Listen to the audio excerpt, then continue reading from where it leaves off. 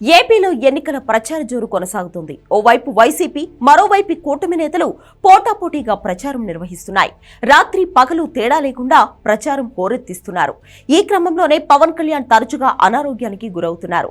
Recent గానే ఓసారి జ్వరం కారణంగా ప్రచారం ఆపేసిన పవన్ ఇప్పుడు మరోసారి అనారోగ్యానికి గురయ్యారు. దీంతో అసలు పవన్ ఆరోగ్యానికి ఏమయ్యింది అనే అనుమానాలు అందరిలో కలుగుతున్నాయి. ఎన్నికలకు సమయం తక్కువగా ఉండడంతో ఈ గ్యాప్లోనే అన్ని ప్రాంతాలు కవర్ చేసేలా షెడ్యూల్ రెడీ చేసుకుంటున్నారు పవన్ కళ్యాణ్. తాను పోటీ చేస్తున్న పిఠాపురంలోనే 3 రోజులు ఉండి ప్రచారం నిర్వహించారు. తర్వాత జనసేన అభ్యర్థులు పోటీ చేస్తున్న అసెంబ్లీ సెగ్మెంట్లను కూడా కవర్ చేస్తున్నారు. దీంతో టైట్ షెడ్యూల్లో ఉదయం సాయంత్రం రెస్ట్ లేకుండా ప్రచారానికి ఎక్కువ సమయం కేటాయిస్తున్నారు. నిజానికి జనసేన అభ్యర్థుల ప్రకటనే చాలా ఆలస్యంగా జరిగింది. ఎన్నికలకు ఉన్నదే చాలా తక్కువ టైం. దీనికి తోడు ఈ ఎన్నిక అటు టీడీపీకి ఇటు జనసేనకు చావు బతుకు లాంటి పోరు. దీంతో ఉన్న ఈ కాస్త టైంలోనే అన్ని ప్రాంతాలు కవర్ చేయాలి.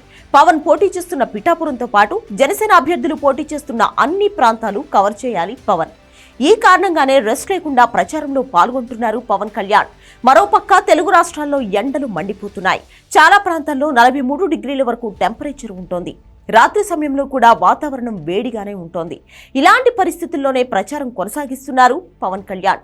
రీసెంట్ గా అనకాపల్లిలో ప్రచారం ముగించుకుని వైజాగ్ వెళ్తుండగా కూడా ఎండ కారణంగా అనారోగ్యానికి గురయ్యారట. ఇప్పుడు మరోసారి పవన్ కు ఫీవర్ రావడంతో మరోసారి ప్రచారానికి బ్రేక్ పడింది. పవన్ కు వస్తున్న ఈ ఆరోగ్య సమస్యలు వైసీపీకి ఆయుధంగా మారాయి. దీన్ని బేస్ చేసుకుని పవన్ కళ్యాణ్ జనసేనను టార్గెట్ చేస్తున్నారు వైసీపీ నేతలు. 2 రోజులు ప్రచారం చేస్తే 4 రోజులు రెస్ట్ తీసుకుంటున్నారంటూ అంబటి రీసెంట్ గా పవన్ పై రెచ్చిపోయారు. ఇలా అనారోగ్యాన్ని ఫేస్ చేస్తూ మరో పక్క ప్రతిపక్షాల నుంచి వస్తున్న విమర్శలను పవన్ ఎలా కౌంటర్ చేస్తారో చూడాలి.